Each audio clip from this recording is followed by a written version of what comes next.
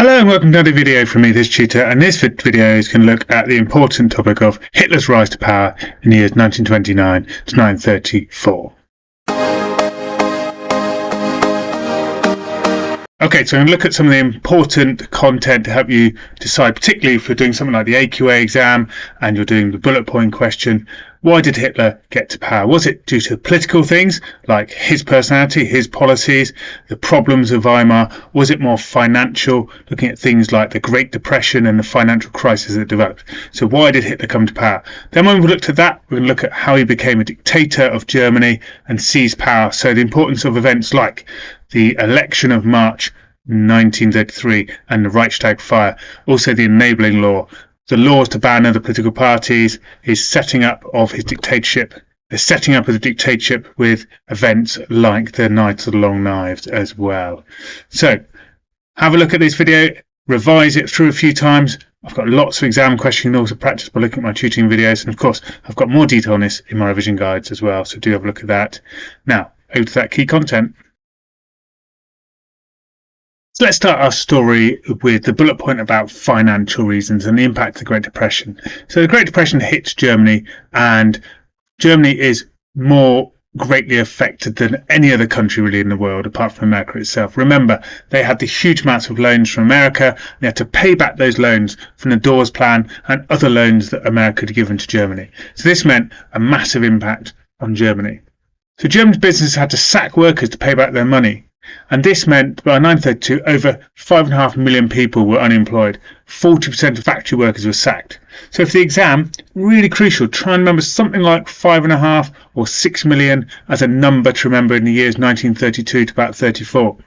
These people then are looking for somebody to solve their problems for them.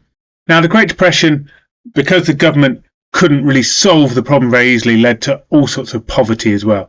We've got a huge amount of people unemployed, and many of these people became homeless, and many were living in parks, in almost like shanty towns across the parks of cities of Germany. Soup kitchens were needed to feed the poor. And this is because the government could not support the poor. They didn't have the money. There was huge amounts of people unemployed, and that meant they didn't have the tax income to give revenue to help all the unemployed people. Only about 30% of the unemployed people received benefits. The rest were reliant on charity or donations, or had to resort to homelessness if they could not pay off their debts and problems. So that was the workers affected, but the middle class were also badly affected. By 1932, the 5 major banks had collapsed. Middle class people again lost their savings like they did in the hyperinflation. Also, their businesses now cannot be given loans by the banks because they've collapsed. Businesses rely on loans. They need loans to buy stock, and then they sell the stock, make money, pay wages, buy more stock, get a loan. Loans are crucial to get a business moving. So over 20,000 businesses went bankrupt. Huge amounts of middle class people now are starting to lose everything as well. They are looking for somebody to help them. So people therefore start to lose confidence in the democratic process because it's failing to solve the problems of the Great Depression. So we get people looking for extreme solutions and voting for the extreme parties on the right and left wing polls. So we call this polarization. So by the July election 1932, seats were for the anti-democratic parties over the democratic parties. So a workable coalition government was not possible. You can see there that if you add the Nazi Party seats to the Communist Party seats, the middle ground seats of the Social Democrats, the Centre parties and the Conservative parties do not add up to enough seats to make a coalition if the Nazis and the Communists voted against them. So democracy is now failing. So what about the Nazis themselves? How did they politically get themselves power? Was it the Great Depression, or was it them taking advantage of it? So remember, in this type of argument, of course, it might be the case you're thinking, why did the Nazis capitalise on this situation rather than somebody else? Why were they the ones voted and maybe not the communists as an extreme idea? So therefore, the political tactics of the Nazis are really important here. So of course, propaganda is one of these key things. Remember, in the early years, that propaganda had been taught to the Nazi Party members after the beer hall putsch failure, and Hitler developed his democratic tactics. So already we know our video on the early Nazis 1918 to 1928, the farmers voted Nazi because of their great tactics. So now he's focusing propaganda on the unemployed workers. The work and bread scheme, Arbeit und Brot, and anti-communist campaigning became very popular. The middle class, now they've lost everything, worried about the communists coming to power, the workers wanting work and bread. This propaganda starts to appeal to many people. Nazis, as I just stated, were anti-communist and they promised to crush communism. So the SA fighting the communists in the streets, beating them up, smashing their meetings, showed the middle class, showed the rich, only the communists could be dealt with by the Nazis. And of course the communist vote is increasing. Rich, conservative, middle class people fear the rise of communism. Hitler had great new tactics. He used technology, he had propaganda stunts, he knew how to get the radio, cinema newsreels to get attention. So he used radio broadcasts for his speeches, cinema newsreels were used as well. But Hitler over Germany was probably his most famous propaganda stunt.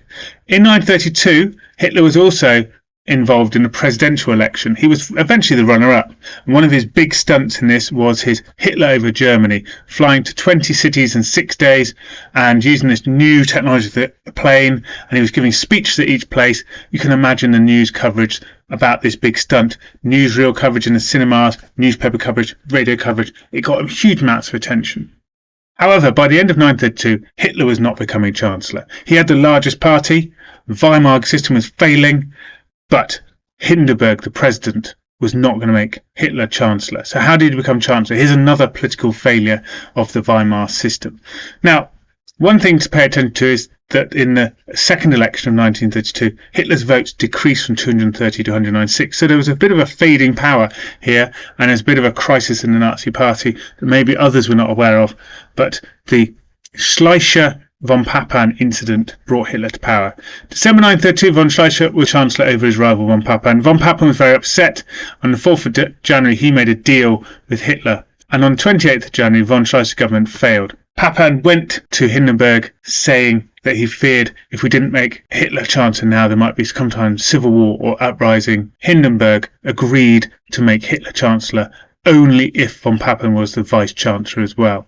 And in this deal, Hitler was only allowed 2 other Nazis in the cabinet. So the cabinet, the government, was dominated by all von Papen's friends. So von Papen and Hindenburg thought they could control Hitler and use his seats in the Reichstag to get what they wanted and solve the problems of the Great Depression.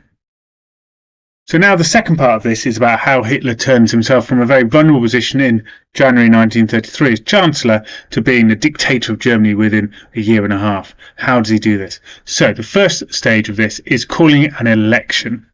So Hitler did not have a 50% majority in the Reichstag. He was reliant on the support of others to pass new laws. So he wanted to call another election to somehow try and get over 50% of the vote and have a majority in the Reichstag. So this election was called for March 1933. But on the way to that election, during the campaigning, there was the Reichstag Fire in February 1933. And this was blamed on a communist. Hitler claimed there's going to be a communist revolution, some kind of overthrow of the government. So Hitler went to Hindenburg and asked for emergency powers to close down meetings of opponents and smash the potential revolution. And Hindenburg gave this Article 48 law, this dictatorial law for emergency powers called the Law for the Protection of the German People. And this meant Hitler could close down opposition meetings and start to smash the Communist Party. However, seemingly none of Hitler's meetings were closed down or the Nazi meetings were closed down. Strange that one, wasn't it? So the election result was that Hitler's Nazi got more votes than they ever had before, 288 seats, 44%. Not a majority though. However, the communists were banned due to the Reichstag fire, and also that Hitler made a deal with the more extreme Nationalist Party, which gave him more than 50% of the seats. So he could pass laws in the Reichstag. However, Hitler didn't want to use the Reichstag, so he proposes a dictatorial law. So this is the enabling law. So the Reichstag has a vote in March 1933. Hitler asked for 4 years of dictatorial powers, closing down the Reichstag for 4 years to enable him to solve the problems of Germany. He promised to solve all the economic problems, get rid of all the squabbling parties, just for 4 years, make Germany great and stable, and then he'd bring back the Reichstag. So he made deals with the Centre Party and the Catholic parties, promising not to change anything. Particularly, he signed the Catholic Concordiat, promising not to interfere with the Catholic Church. And alongside the Nationalist Party, this gave him a 2/3 majority.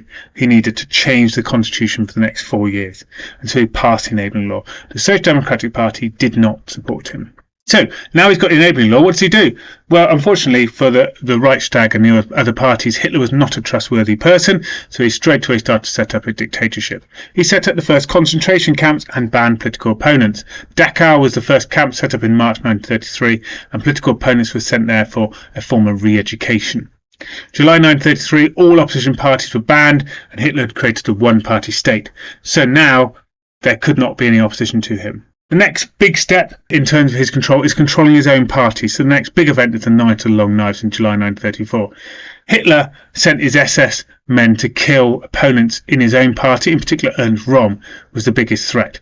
He was the leader of the SA and they had 3 million members. They were a private army that could potentially overthrow Hitler. Also, there were a problem because it was uncertainty about who was going to be the military of Germany. Was it going to be the army, or was it going to be the SA? So Hitler needed to remove Ernst Röhm to make that decision to choose the army over the SA, and so he therefore organised their murders. Okay, so the success of the Night of the Long Knives, the removal of the SA, the removal of Ernst Röhm, earned Hitler the army oath. So in August 1934, the army were very pleased that Hitler had chosen them and was going to rebuild the army and disbanded the SA, and they swore an oath of allegiance to Hitler personally. He had the full support of the army. So at this stage he had more power than the president. 4 years dictatorial powers, support of the army. But Hindenburg also dies shortly after this, the president, and Hitler makes himself president as well.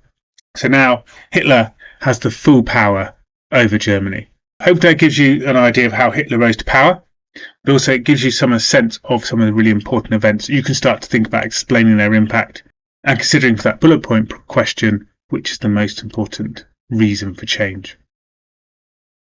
Okay, well, if you want to try out some of those questions I've mentioned, then do have a look at my revision guide and also some of my other YouTube videos. I have lots of other YouTube videos talking you through how to answer questions to a top level, and I have a full set of revision guides where I'm talking through how to answer questions to a really high standard. Okay, well, I hope you found it useful. Don't forget to subscribe if you did, or tell your friends all about my videos to help them with their history studies as well. And do look out for more of my videos by looking at my playlists, my revision guides. Okay, well, bye bye for now.